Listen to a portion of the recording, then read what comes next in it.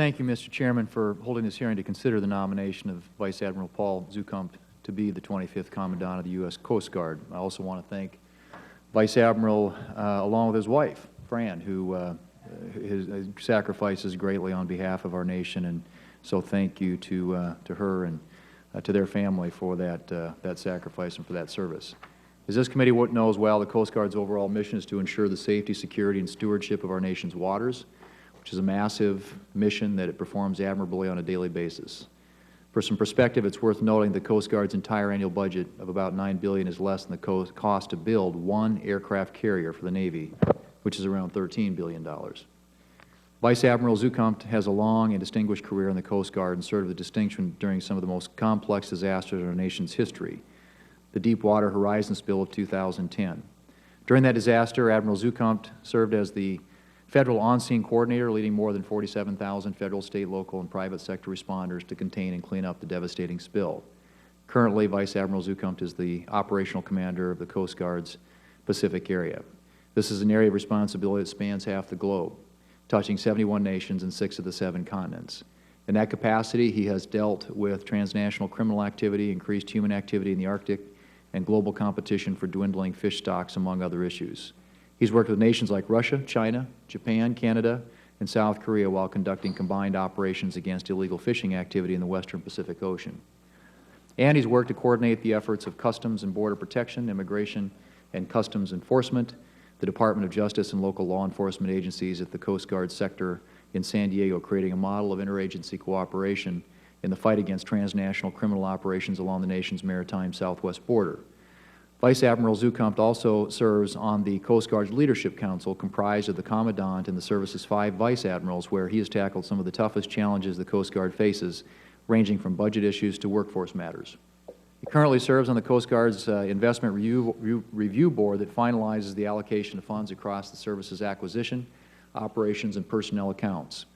Clearly, Vice Admiral Zukunft is highly qualified, deeply experienced, and prepared to lead the Coast Guard, and I look forward to supporting Vice Admiral Zukunft's nomination, and I again want to express my appreciation for his willingness to continue to serve the nation as the next Commandant of the Coast Guard.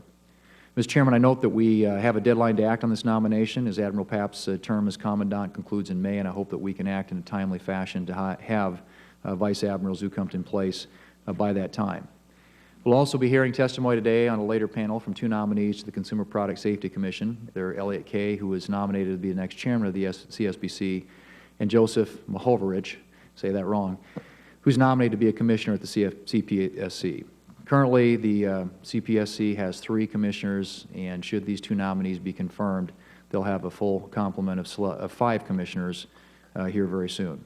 The CPSC is a creature of Congress, created in 1972 by the Consumer Product Safety Act. As such, its authority is very carefully bounded by the law.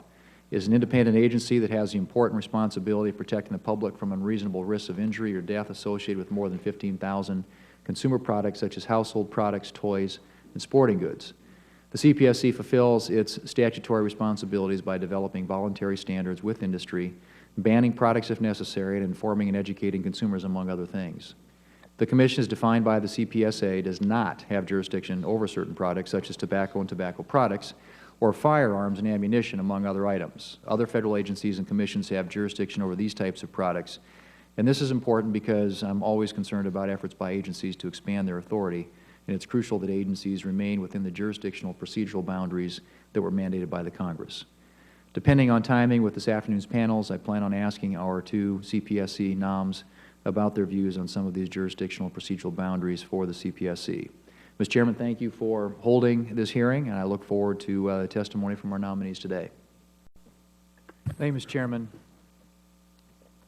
You've got, you're dealing with, like everybody is, with some serious budget realities that require the Federal Government to do more with less, and you know, unfortunately, the Coast Guard is no exception. So, Admiral, you currently serve, as I mentioned earlier, as a member of the Coast Guard's Leadership Council, which addresses a lot of tough issues facing the Coast Guard, including budget and workforce issues. As Commandant, how would you prioritize the deployment of Coast Guard resources to ensure that drug interdiction targets can be met? Yeah, we certainly don't do our drug interdictions alone, and we do it in a multilateral process. We have 44 bilateral agreements that grant us broad authorities up to the territorial seas and up to the shorelines of a number of nations that are along the transit zone for drugs destined to the United States. As small as the Coast Guard is, by volume, we interdict over 3 times the volume of drugs by all federal, state, and local law enforcement in the United States. And the drugs that we interdict are usually at the highest purity level before they're diluted and then introduced into our inner cities. But it is a challenge for us going forward. We have a strong partnership with the Navy, but the Navy has aging platforms as well, namely the Perry-class frigates, and as those are being taken out of service, today we use our law enforcement teams on those Navy ships to support drug interdictions. We are doing our best with the resources that I have at my disposal, and as the theater commander in the Pacific, I have deliberately had to withdraw from doing operations in the Western Pacific in support of capacity building for the Pacific Fleet and PACOM commander, because my mission requirements in the Western Hemisphere are such that the opportunity cost of taking those ships out of theater comes at a tremendous cost and missed opportunities in conducting drug enforcement operations. So it is a challenge. There's good news as well. We are able to leverage all of the assets that are available in the national intelligence community, of which the Coast Guard is a member. And much like search and rescue, we're able to take some of the search out of that. And when it comes to drug interdictions, many of those interdictions are led by intelligence of one form or another. So it's made us much more effective, but it does come down to numbers, and it does require resources on the front line to continue that level of effort. Drug and migrant interdiction are interrelated missions that have a direct impact on our national security. There was a recent hearing before the Senate Armed Services Committee in which former Assistant Secretary of State Roger Noriega noted that terrorist groups have established cells in Latin America and use drug trafficking to fund other terrorist activity. Your experience as operational commander of the Coast Guard's Pacific area, where you spearheaded coordination among law enforcement agencies dealing with transnational crime, should serve you well. In your view, what role does the Coast Guard have in preventing terrorist activity from getting closer to our coastline, and what goals would you have as Commandant in carrying out that mission? This is probably not just a Coast Guard, but this is a whole of DHS approach when we look at the terrorist threat. As we shore up our defenses, if you will, along our land border, then these activities will find the path of least resistance and then exploit the maritime domain, and vice versa. So it really does require a campaign approach, both land and sea, as we look at threats that are destined for the United States. On that note, the Coast Guard fits very smoothly into the Department of Homeland Security. The 5 missions that Secretary Johnson has set out in the work that we do with our partners that have been illustrated, especially along the southwest border, where we stand up these regional coordinating mechanisms, as you had referred to. In March, the Inspector General for DHS released a report examining how the Coast Guard had tracked its implementation of recommendations issued in the wake of the Deepwater Horizon oil spill. The IG concluded that the Coast Guard had not effectively tracked the corrective actions taken in response to these recommendations. Can you discuss the policy changes that the Coast Guard plans to make in response to that report? I can, and I wrote the Federal On-Scene Coordinators report immediately following that spill before I relinquished my duties. There's about 250 findings of the 569 that we have prioritized, and not all of those 569 line items are actionable or manifest within the Coast Guard, but certainly applying incident command system principles and how do you build unity of effort across whole of government, having the states that support an area contingency plan that prioritize what areas that you will protect, and then the methodologies that you will use to respond to a spill of national significance. And we have subsequently stood up an incident management assist team who today are down in Houston, Galveston, assisting in that endeavor. And certainly I would categorize that as a good whole of government response to a 168,000 gallon oil spill. But I do look to see that we are better prepared One of our challenges going forward is how do you codify all of the knowledge that was gained during Deepwater Horizon, which is measured in terabytes, and then how do you archive that information? And obviously some of it has litigious applications, but other has best management practices. So that's still an area of work that we will continue to work on, and certainly I'll be happy to work with this committee in pushing those best practices forward. Thank you. Thank you, Mr. Chairman. Thank you, Madam Chairman. Mr. Kaye, the majority of the time, the voluntary recall system, especially the agency's fast-track recall system, provides a quick and effective means of potentially getting dangerous products off the market. I should say getting potentially dangerous products off the market and out of consumers' hands.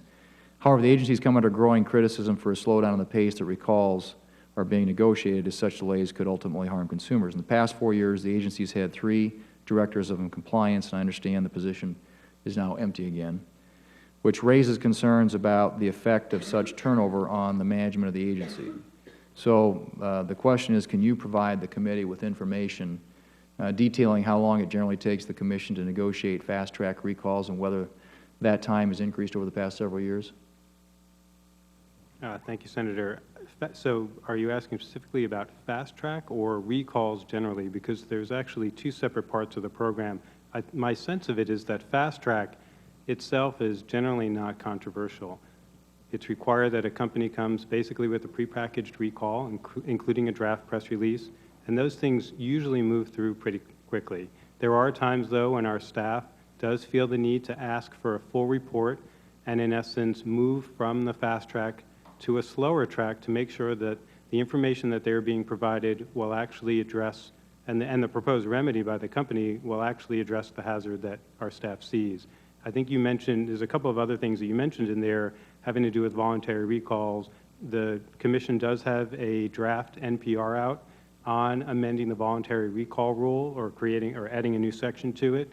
The provisions that generated the most attention actually came via amendments at the Commission level. It's not something that I worked on during my time because it wasn't part of my portfolio, but if confirmed, it's something I will spend a lot of time paying very close attention to all of the comments and to make sure that we get it right. I will say that my guiding principles, since I've been at the Commission and when I've worked or at least been involved in recalls, I feel that there are 3 principles at stake. There's speed, which is certainly important. There's sufficiency of the remedy, and then there's the method of communication. I think the right recall is as quick as it needs to be with as sufficient a remedy to address the hazard and as broadcast as broadly as possible. Sometimes those 3 issues are in tension with each other and we're forced to choose. Ideally, they all line up, but it's not just speed, it's not just the type of recall, and it's not just the way it's going to be broadcast. We do look to try to get the complete package, but I'd be happy to keep working with you since this is an area of concern with you if I'm confirmed. Great. And this question has to do for both, I guess, NOMs. When Congress passed Public Law 112-28, the concern was about the significant cost of third-party testing requirements. And those costs were recognized by the Commission itself in its regulatory flexibility analysis to the testing rule, and by those who are bearing the costs of the very extensive testing requirement. Congress directed the agency to look for and to implement ways to reduce those costs and to report back to Congress if it needed additional authorities to implement opportunities to reduce costs. 3 years have now passed. The Commission's taken no significant action to reduce the testing costs, even though the public and its own staff have put forth concrete recommendations on several occasions.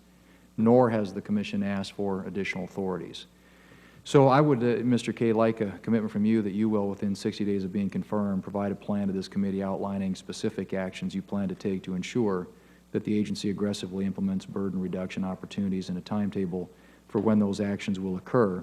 And I would ask Mr. Mohorovic if you would make that same commitment. Yes, sir. Senator, I can make that commitment as well. Okay, great, thank you. I would just, to echo, I guess, what my colleague from Nebraska, or from Missouri covered, I don't want to confuse that, mentioned earlier, and I hope that both of you will work to sort of change the partisan atmospherics at the Commission. I think it's really important that we have leadership that can create the type of conditions that are conducive to finding consensus. And we're not at the best example of that up here a lot of times, but for the good of the people that, you know, who are affected by the decisions that you make, I hope that you'll be able to address that issue and that both of you will be committed to that end.